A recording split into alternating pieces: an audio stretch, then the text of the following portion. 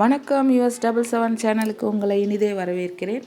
இன்றைக்கி சூப்பரான ஒரு ரெசிபிங்க, மிளகு குழம்பு. மிளகு குழம்புனா என்னென்ன போடலான்னு பாருங்கள். இதில் பாவைக்காய் போடலாம், கத்திரிக்காய் போடலாம், எது வேணாலும் போடலாம் காய்கறியில். அதாவது எப்படின்னா, நான் வெண்டைக்காய்லாம் போடுவேன், இப்போ முள்ளங்கி போடுவேன். ஆனால் எந்த காய்கறி வேணாலும் இதுக்கு யூஸ் பண்ணால் நல்லா டேஸ்ட்டாக இருக்கும் இந்த ரெசிபிக்கு. அதே மாதிரி இப்போ நான் கடகடன்னு எண்ணெயை வச்சு கொஞ்சம் தாளிக்கும் வடகம், பூண்டு, சின்ன வெங்காயம்லாம் போட ஆரம்பிச்சிட்டேன். கடகடன்னு என் வேலையை தொடங்குறதுக்கு முன்னாடி கேமரா ஆன் பண்ணிட்டேன். நான் சொல்லிக்கிட்டே இருக்கேன், பாருங்கள், நீங்களும் கேட்டுக்குங்க. இப்போது நான் ஒரு வானலை வச்சேன், இப்போ மண் சட்டியில் செய்கிறேன். இதை மண் சட்டியில் நீங்கள் கொஞ்சம் எண்ணெய் ஊற்றிக்கிங்க. அதில் தாளிக்கும் வடகம் போட்டுக்கோங்க, கருவேப்பிலை போட்டுங்க, பூண்டு உங்களுக்கு எவ்வளோ தேவையோ போட்டுக்கோங்க. சின்ன வெங்காயம் நான் ஒரு 10-15 சின்ன வெங்காயம் போட்டேன், அதுவும் போட்டுக்கினேன். இப்போ 2 தக்காளி, பாவக்காய் எங்கள் வீட்டு செடியில் காய்ச்சது ஒன்றே ஒன்று, அதை வெட்டி வச்சுருந்தேன், அதையும் போட்டுக்கிட்டேன். தக்காளியும் வெட்டி போட்டுடுங்க. அது நல்லா வதங்கிறதுலே அது வதங்கிடும். அதனால் குட்டி குட்டியாலாம் வெட்டணும்னு ஒன்றும் அவசியம் இல்லை. அதே மாதிரி பாவக்காய் எங்கள் வீட்டில் ஒரே ஒரு பாவக்காய் காய்ச்சிது, அதை துண்டு துண்டாக 2-3 துண்டாக வெட்டினேன். ஆனால் பெரிய பீஸாக போடுங்க, ஏன்னா கரைஞ்சிரும். அதனால் கொஞ்சம் பெரிய பீஸாக போட்டு இதில் வதக்கிடுங்க. கசப்பு வரும் அப்படிலாம் நினைக்காதீங்க, டேஸ்ட்டாக இருக்கும். உண்மையிலே இந்த குழம்பு வந்து நல்ல டேஸ்ட்டாக இருக்கும். இந்த மிளகு குழம்புன்னு பார்த்திங்கன்னா, இதில் வந்து நல்ல சத்துக்கள் நிறைஞ்சிருக்கிறதோட நம்ம வந்து ரொம்ப வாய்வாக வயிற்றுக்கு இருக்குது, எனக்கு வயிறு ஒரு மாதிரி இருக்குது, எனக்கு சாப்பிட பிடிக்கல, ஒரு மாதிரி இருக்கிறவங்களுக்கு இந்த மாதிரி குழம்பு கொடுங்க.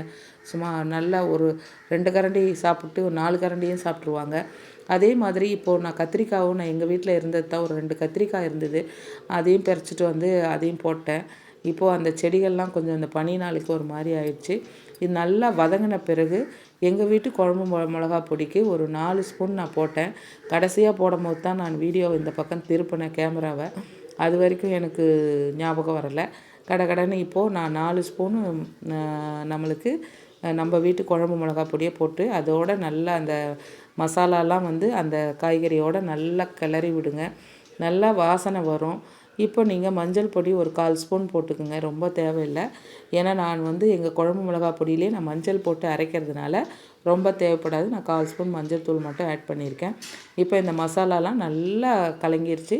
இப்போ நான் வந்து ஒரு எலுமிச்சங்காய் அளவுக்கு புளி ஊற வச்சேன், அதை நல்லா கரைச்சி கெட்டியாகவே நான் முதல்ல கரைச்சி ஊற்றிட்டு அதுக்கப்புறம் தண்ணி ஊற்றி லேசாக கலக்கிட்டு அதில் ஊற்றிக்கிட்டேன்.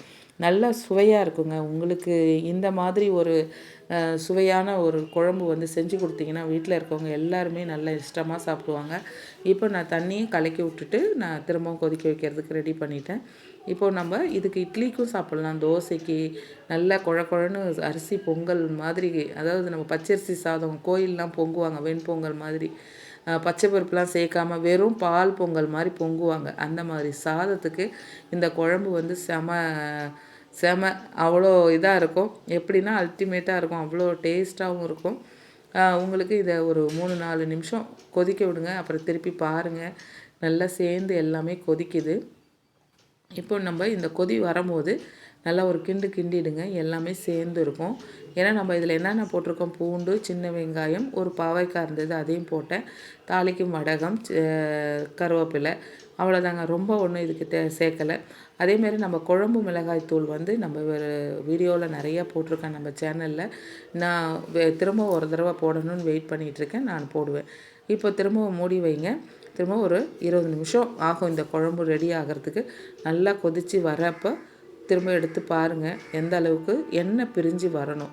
அதை கொதித்து நல்லா இங்கே பாருங்கள், ஸ்லோ ஃப்ளேமில் வச்சு பாருங்கள். இப்போ இதனோட வேலைகள்லாம் எப்படி இருக்குன்னு. இப்போ இந்த ஸ்டேஜில் நான் மிளகு வந்து ஒரு ஸ்பூன் போல் பவுடர் போடுறேன். அதை வறுத்துட்டு நான் பவுடராக்கி போட்டேன். 1 ஸ்பூன் மிளகை வறுத்து பவுடராக்கி போடுங்க. மிளகு தூளாக போட்டுக்குங்க. இப்படி நல்லா மிளகு தூளாக போட்டு நீங்கள் இந்த குழம்பு வாசனை ஃபஸ்ட்டு ஒரு மாதிரி வீசும். இந்த மிளகு தூள் போட்ட உடனே நல்லா இன்னும் வாசனை அதிகமாக இருக்கும். உங்களுக்கு இந்த குழம்பு யாரெல்லாம் இந்த மாதிரி ஒரு குழம்புலாம் வேண்டான்னு சொல்கிறாங்களோ அவங்க நல்லா விரும்பி சாப்பிடுவாங்க. இந்த மாதிரி இந்த குழம்பு கொதித்து வரும்போதே இந்த மாதிரி கொதி வரும்போதே நம்மளுக்கு தெரிஞ்சிடும் உப்பு, காரம், புளிப்பு எல்லாம் சரியாக இருக்குன்னு. இல்லாட்டினா எண்ணெய் பிரிஞ்சு வர இன்னும் கொஞ்சம் நேரம் ஆகும். அதனால் இதிலே தெரிஞ்சுக்கலாம். இந்த குழம்பு அவ்வளோ டேஸ்ட்டாக இருக்கும். நீங்கள் செஞ்சு சாப்பிட்டு பார்த்துட்டு எனக்கு கமெண்ட்ஸ் பண்ணுங்கள்.